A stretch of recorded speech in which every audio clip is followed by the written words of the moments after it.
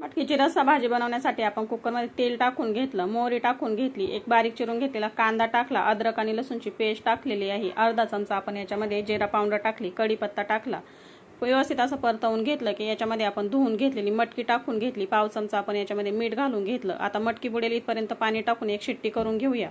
मसाल्यामध्ये एक टोमॅटो भाजून घेतला, कांदा भाजून घेतला, खोबरं भाजून घेतलं आणि कोथिंबीर याचं वाटण करून घेतलं। इकडे एक शिट्टीमध्ये मटकी झालेली आहे। आपण सुके मसाले एक प्लेटमध्ये काढून घेतले। तेल गरम झालं की कढईमध्ये आपण वाटून घेतलेला मसाला टाकून घेतलाय। हा मसाला आपल्याला तेल सुटेपर्यंत छानपैकी ते परतवून घ्यायचा आहे। अर्धा चमचा अद्रक आणि लसूणची पेस्ट घालून घेतलेली आहे। एकत्र करून घेतल्यानंतर आपण आता याच्यामध्ये सुके मसाले घालून घेतलेले आहेत।